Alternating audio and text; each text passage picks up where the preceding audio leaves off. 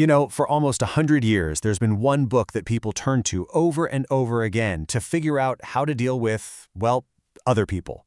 It's How to Win Friends and Influence People, and today we're going to crack open Dale Carnegie's code for what he called human engineering. So this book came out way back in 1937, and it just exploded. And why? Because it tackled a problem that every single one of us has: interacting with others. Carnegie wasn't just writing about abstract ideas. He was giving people a practical, honest-to-goodness handbook for probably the biggest challenge in our lives. And just how big a deal is this skill?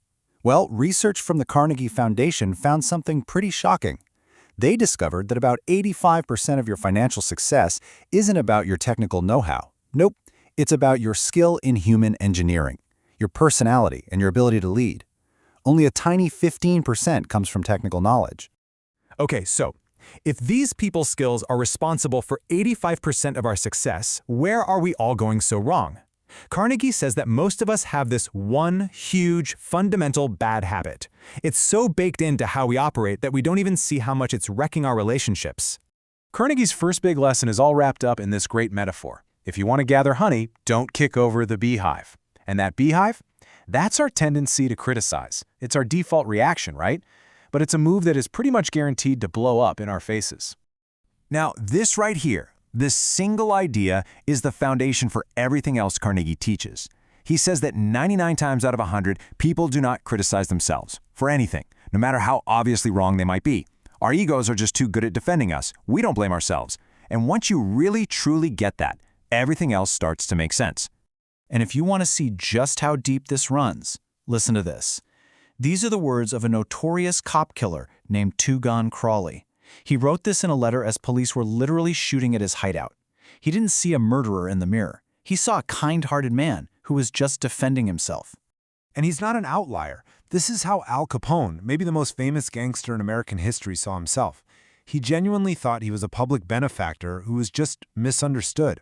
So think about it. If violent criminals don't blame themselves for what they do, what on earth makes us think we can make a coworker or a family member accept our criticism?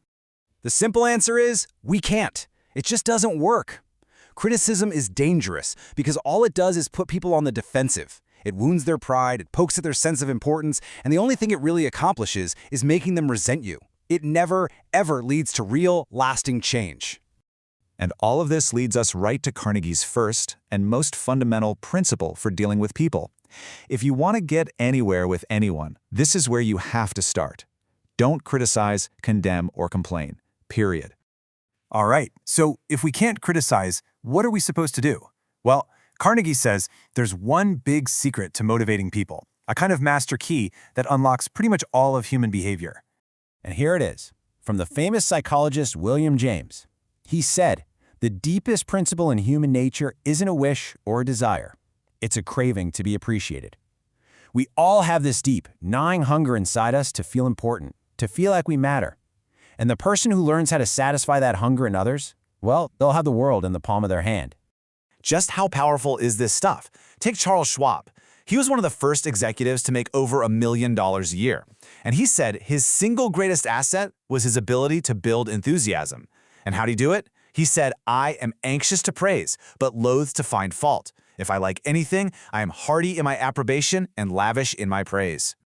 Now, Carnegie gives a really important warning here. This is not about laying on cheap flattery. The difference is actually really simple. Appreciation is sincere. It comes from the heart, and it's unselfish. Flattery, on the other hand, is insincere. It comes from the teeth out, and it's selfish. Trust me, people can spot the fake stuff a mile away. So, this brings us right to Carnegie's second core principle. It's the positive tool that works where criticism completely fails. Instead of complaining about what's wrong, find what's right and give people honest, sincere appreciation. Okay, so we've stopped criticizing, we've started appreciating, but what about when we need people to actually do something? How do we take these ideas and turn them into actual influence? Carnegie uses this perfect analogy. He says, look, you might personally love strawberries and cream, but when you go fishing, you don't bait the hook with strawberries, do you?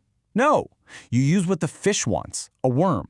It's the same with people. The only way to influence anybody is to talk about what they want and then show them how to get it. Here's a perfect story of this in action. Carnegie was giving lectures in a hotel ballroom, and one day they hit him with a massive rent increase, like 300%. Instead of storming in and arguing, he wrote down a list of the advantages and disadvantages for the hotel manager. He pointed out that, sure, they could try to rent the room to someone else, but they lose his rent money entirely, and they lose all the free publicity his events brought to the hotel. What happened? They only raised his rent by 50%. He never once talked about what he wanted. It was all about what the manager wanted. And that is Carnegie's third and final fundamental technique.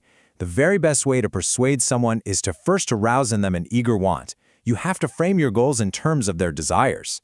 So there you have it. Those are the 3 core principles that form the foundation of Carnegie's entire philosophy. And this isn't just some nice theory. It's a practical toolkit you can literally start using the second you're done with this explainer. Let's just run through them one last time. Number 1, don't criticize, condemn, or complain. Number 2, give honest and sincere appreciation. And number 3, arouse in the other person an eager want. These 3 rules, if you apply them consistently, they can totally revolutionize your relationships. Carnegie loved to quote the philosopher Herbert Spencer, who said, "The great aim of education is not knowledge, but action." And that's really the perfect way to wrap this up. Learning these ideas is the easy part. The real question is, what are you going to do with them? What's one conversation you can have today where you put these principles into action?